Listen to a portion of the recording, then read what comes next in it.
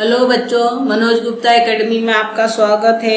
इस चैनल को सब्सक्राइब कीजिए, लाइक कीजिए और शेयर कीजिए। बच्चों, आज हम पाठ 2 इतिहास के साधन ये पाठ पढ़ने वाले हैं। बच्चों, साधन का मतलब आपको मालूम है? अच्छा, ओके, ठीक है, मैं बताती हूँ। साधन का मतलब होता है वो चीज जिससे ज्ञान प्राप्त किया जाए। जैसे तुमको ज्ञान प्राप्त करना है तो तुम किससे ज्ञान प्राप्त करते हो? किताबों से। तो किताब क्या है? ज्ञान प्राप्त करने का साधन है। उसके अलावा अगर हमको कहीं जाना आना है तो जाने का साधन क्या है? गाड़ी, मोटर, रेल, ये सब साधन। उसी प्रकार इतिहास के बारे में अगर हमें ज्ञान प्राप्त करना है तो इतिहास के साधनों की आवश्यकता होती है। इसमें 3 प्रकार के साधन होते हैं। पहले भौतिक साधन, दूसरा लिखित साधन और तीसरा मौखिक साधन। ये 3 प्रकार के साधन है। इसके अलावा प्राचीन भारत के इतिहास के साधन, उसके अलावा इतिहास का लेखन करते समय बरती जाने वाली सावधानी, इन सभी चीजों के बारे में हम पढ़ने वाले हैं। हमारे पूर्वजों द्वारा उपयोग में लाई गई कई वस्तुएं आज भी उपलब्ध है। हमारे पूर्वज जो चीजों का उपयोग करते थे उसका आज भी बहुत सारी चीजें हैं जिससे हमको उनके बारे में पता चलता है। उनके द्वारा उकेरे गए विभिन्न लेख हमें मिलते हैं। इन साधनों की सहायता से हमें इतिहास का ज्ञान प्राप्त होता है। इसके अतिरिक्त रीति रिवाजों, परंपराओं, लोक कलाओं, लोक साहित्य, ऐतिहासिक दस्तावेजों के आधार पे हमें इतिहास की जानकारी प्राप्त होती है। इन सभी को इतिहास के साधन कहते हैं। रीति रिवाज सभी तुमको मालूम है। रीति रिवाज तरह तरह के जो रिवाज हमारे समाज में है उसको रिवाज बोलते हैं। जैसे शादी का रिवाज, जन्म के समय जो बाल संस्कार करते हैं वो रिवाज। तो जो रिवाज होता है उसको रिवाज कहते हैं। परंपरा जो हमारी पीढ़ी दर पीढ़ी चली आ रही है उसको क्या बोलते हैं हम? परंपरा। उसके अलावा लोक कला, लोक कला जैसे चित्रकला हो गया, हस्तकला हो गया, नृत्य कला हो गया, इन चीजों का समावेश होता है। लोक साहित्य में तरह तरह के ग्रंथ जैसे रामायण, महाभारत, कविताओं के बुक, निबंध के बुक, ये सारे लोक साहित्य के अंतर्गत आते हैं। उसके अलावा कुछ दस्तावेज जैसे कागज पत्र होते हैं, उसके आधार पर भी हमको इतिहास की जानकारी प्राप्त होती है। इन सभी को हम इतिहास का साधन कहते हैं। इतिहास का साधन मुख्यतः 3 प्रकार के होते हैं: भौतिक साधन, लिखित साधन, मौखिक साधन। भौतिक साधन का मतलब क्या होता है? उसमें कौन कौन सी चीजें आती है? भौतिक साधन में किला, गुफा, स्तूप, ये सभी चीज भी भौतिक साधन के अंतर्गत आते हैं। और कौन कौन सी वस्तु भौतिक साधन के अंतर्गत आते हैं जिन्हें हम भौतिक साधन कहते हैं? तो इसमें हम सिक्के ले सकते हैं, उसके अलावा बर्तन वगैरह ले सकते हैं, गहने ले सकते हैं, कपड़े वगैरह ले सकते हैं। सब भौतिक साधन के अंतर्गत आते हैं। भौतिक साधन दैनिक जीवन में मनुष्य विभिन्न वस्तुओं का उपयोग करता है। हम अपने जीवन में अलग अलग चीजों का उपयोग करते हैं। पूर्वकालीन मनुष्य द्वारा उपयोग में लाई गई अनेक वस्तुएं आज हमें महत्वपूर्ण जानकारी दे सकती है। प्राचीन वस्तुओं में कपड़े के टुकड़े के आकार, रंग और नक्काशी के आधार पर यह अनुमान लगाया जा सकता है कि वह बर्तन किस समय के होंगे। गहने, आभूषण, अन्य वस्तुओं के आधार पर उस समय का मानवीय समाज, पारंपरिक संबंधों की जानकारी हमको प्राप्त होती है। अनाज, फलों के बीज, प्राणियों के हड्डियों के आधार पर उनका क्या आहार था उसका भी जानकारी, उनका भोजन क्या था उसका भी जानकारी हमको प्राप्त होती है। विभिन्न कालखंडों में मनुष्य द्वारा जो बनाए गए मकान, इमारत वो आज खंडहर के रूप में पाए जाते हैं। इसके अतिरिक्त सिक्का और मुद्रा भी पाई जाती है। इन सभी की सहायता से मानवीय व्यवहार की जानकारी हमको पता चलता है। उनके व्यवहार में वो कौन कौन सी चीजों का उपयोग करते तो उनका कैसे व्यवहार चलता था उसकी जानकारी प्राप्त होती है। इन सभी वस्तुओं का मतलब होता है चीजें। तो उन सभी चीजों और वास्तु मतलब किले, गुफा, घर, ये कार्यालय, ये सब वास्तु के अंतर्गत आते हैं। इन सभी के अवशेषों को हम भौतिक साधन कहते हैं। बच्चों देखो, यहाँ दिया गया है सिक्के का चित्र। सिक्का भी प्राचीन काल का है और ये भौतिक साधन के अंतर्गत आते हैं। इससे हमको इतिहास की जानकारी प्राप्त। बच्चों देखो, यहाँ खपड़ा दिया गया है। प्राचीन काल का खपड़ा। प्राचीन काल के समय जो औरतें आभूषण पहनती थी, तो आभूषण का भी चित्र दिया है, बर्तन, ये सब क्या है, भौतिक स्रोत के अंतर्गत आएंगे। क्या तुम जानते हो अनाज के दाने बहुत समय तक टिके नहीं रहते। अभी कोई भी अनाज है तो क्या होगा, या तो सड़ जाएगा या तो उसमें कीड़े लग जाएंगे, उसका बुरादा हो जाएगा। लेकिन प्राचीन समय में अनाज को पीस के आटा बनाने से पहले क्या करते थे, अभी हम क्या कच्चा अनाज को हम आटा पीसते हैं ना, तो उस समय क्या अनाज को पहले भूनते थे और भूनने के बाद उसको मोटा दरदरा पीसते थे। अनाज को भूनते समय अगर कुछ दाना अगर ज्यादा जल जाते था या ज्यादा भून जाता था तो उसको निकाल के फेंक देते थे। ऐसे जले हुए दाने कई वर्षों तक टिके रहते। कच्चा दाना नहीं टिकेगा, लेकिन अगर जल गया वो दाना तो जल्दी खराब नहीं होता है। ऐसे दाने जो है उत्खनन मतलब खुदाई करते समय पाए गए। प्रयोगशाला में उनका परीक्षण किए जाने पे पता चला कि वो जो दाना है वो कौन सा अनाज का है, जैसे जौ, बाजरी, मक्का, कौन सा है, गेहूं, तो ये पहचाना जा सकता। क्या तुम जानते हो मंदिरों की दीवारें, गुफाओं की दीवारें, शिलाएं, ताम्रपट, बर्तन, कच्ची ईंटें, ताड़पत्र, भोजपत्र आदि पर उकेरे गए लेखों का समावेश लिखित साधनों में होता है। देखो यहाँ पे दिया गया है ताम्रपट। ताम्रपट पे देखो उकेर के यानी खुरूच के लिखा गया है। ये ताम्रपट का चित्र है। ये एक प्रकार का लिखित साधन है। यहाँ नीचे देखो पत्थर, जो बड़ा चट्टान है उस पर खुरूच के लिखा गया है। इसको क्या बोलते हैं, शिलालेख। शिला यानी पत्थर, पत्थर पे जो लेख लिखा गया है उसको कहते हैं शिलालेख। लिखित साधन, लिखित यानी लिखित रूप में जो साधन जिससे हमें इतिहास की जानकारी प्राप्त होती है। अश्म युग यानी पत्थर, पत्थर के युग में मनुष्य ने अपने जीवन के अनेक प्रसंगों और भावनाओं को चित्रों के माध्यम से अभिव्यक्त किया है।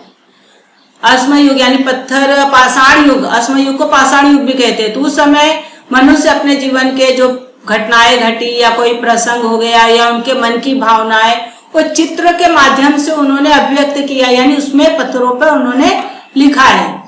हजारों वर्ष बीतने के बाद मनुष्य को लिखने की जानकारी हुई। प्रारंभ में मनुष्य लिख कर रखने के लिए प्रतीकों और चिन्हों का उपयोग करता था। इन प्रतीकों और चिन्हों से लिपि बनने में हजारों वर्ष लगे। जो आज हम लिख रहे हैं अलग अलग लिपि, क ख ग जो अक्षर है, उसको बनने में हजारों वर्ष लग गया।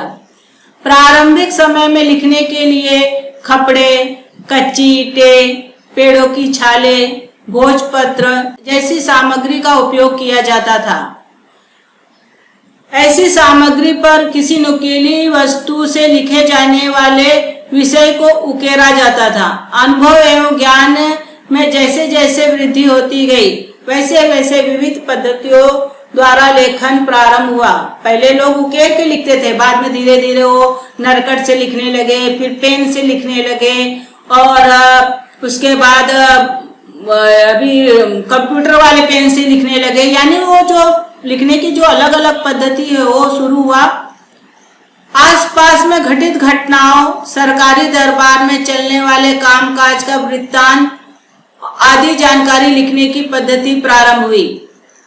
अनेक राजाओं ने अपने आदेशों, न्याय निर्णय और ध्यान पत्रों को पत्थरों अथवा तांबे के पत्रों पर उकेर कर रखा था। यानी उन पत्रों पे उकेर के लिखा जाता था, यानी खुरच के लिखा जाता था। कालांतर में साहित्य की अनेक विधाओं का निर्माण हुआ। बाद में साहित्य के अलग अलग विधाओं का निर्माण हुआ। धार्मिक, सामाजिक ग्रंथों, नाटकों, काव्यों, यात्रा वर्णन तथा वैज्ञानिक विषयों से संबंधित भी लेखन हुआ।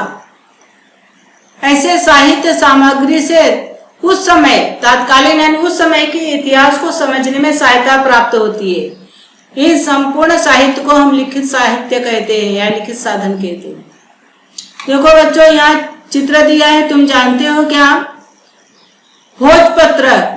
ये भोजपत्र जो है भोज वृक्ष नामक छाल से बनाया जाता है। एक वृक्ष है भोज वृक्ष, ये जो है कश्मीर में पाया जाता है। इसका छाल पर खुरच के लिखा जाता है, उसको भोजपत्र कहते हैं।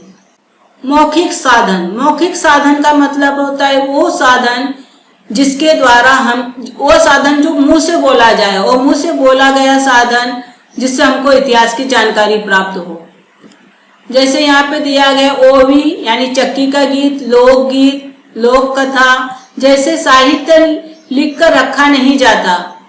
उसके जो रचयिता होते हैं, जो बोलते हैं वो अज्ञात होते हैं, उनका नाम वगैरह नहीं रहता, लेकिन वो पीढ़ी दर पीढ़ी संरक्षित रखा जाता है। यानी मैंने जो जैसा हमारे पूर्वजों ने कोई कथा कहानी या कोई चीज देखा है तो वो अपने बच्चों को बताते हैं और उनके बच्चे अपने आगे वाली पीढ़ी को बताती है, तो वो पीढ़ी दर पीढ़ी वो क्या होता है, संरक्षित होता जाता है, फिर वो अपने आगे वाली पीढ़ी को बताते हैं। ऐसे साहित्य को मौखिक परंपरा द्वारा संरक्षित साहित्य कहते हैं।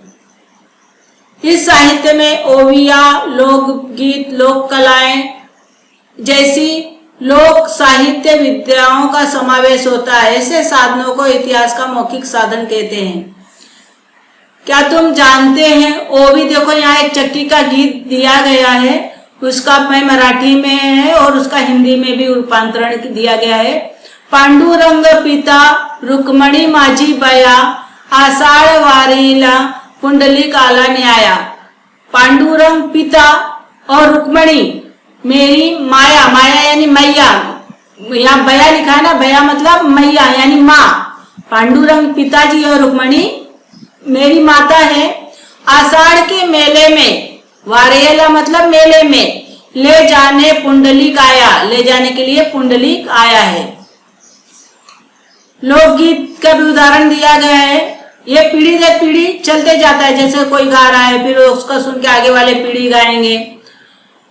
महानगरी उज्जनी लई पुण्यवान दानी, तेथे नांदत होता राजा, सुखी होती प्रजा, तिन्ही लोकी गाजा वाजा, आसा उज्जनीचा इक्राम राजा। इक्राम मतलब विक्रमादित्य के बारे में कहा गया है, और उज्जनी मतलब उज्जैनी, यह एक प्रदेश है। अब इसका हिंदी में रूपांतरण दिया गया है। महानगरी या उज्जैनी, उज्जैनी जो है एक महानगरी है, यहाँ का राजा जो है बहुत ही पुण्यवान और दानी है। यहाँ राजा जो है राज्य करता है, कहाँ करता है, उज्जैनी में। खुशहाल उसकी प्रजा जो है, खुशहाल, खुशहाल थी उसकी प्रजा। तीनों लोकों में उसका था नाम, उसका नाम जो था तीनों लोकों में था। उज्जैनी का वह राजा था विक्रमादित्य। क्या तुम जानते हो, प्राचीन भारत के इतिहास के लेखन के साधन, प्राचीन भारत के इतिहास के लेखन के साधन के 3 प्रकार है, भौतिक साधन, लिखित साधन और मौखिक साधन। सबसे पहले भौतिक साधन। भौतिक साधन में वस्तु, वस्तु का मतलब होता है चीजें, और वास्तु का मतलब होता है कोई इमारत, गुफा, पुल, ये सब वास्तु के अंतर्गत आते हैं। तो वस्तु का पहले मैं बोल रही हूँ, गुफा, मिट्टी के बर्तन, मिट्टी के शिल्प, मनके यानी मोती, रत्न, आभूषण, पत्थर के शिल्प, धातु की वस्तुएं, सिक्के और शस्त्र, शस्त्र का मतलब हथियार।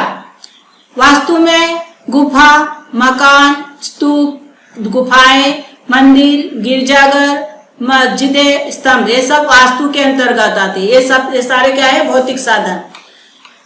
लिखित साधन, लिखित साधन में जो लिखित रूप में है, हड़प्पा लिपि में लिखे गए लेख, वैदिक साहित्य, मेसोपोटामिया का इष्टिका लेख, महाभारत रामायण ग्रंथों की पांडुलिपियां, जैन बौद्ध साहित्य, ग्रीक इतिहासकार और यात्रियों का लेखन, चीनी यात्रियों द्वारा लिखित यात्रा वर्णन, व्याकरण ग्रंथ, पौराणिक ग्रंथ और उकेरे गए लेख, ये सब क्या है, लिखित साधन है। अब मौखिक साधन, प्राचीन भारत की मौखिक परंपरा द्वारा संरक्षित वैदिक, बौद्ध और जैन साहित्य अब लिखित स्वरूप में उपलब्ध है। यद्यपि इन साहित्यों का रूपांतरण अब लिखित स्वरूप में हुआ है, फिर भी इनका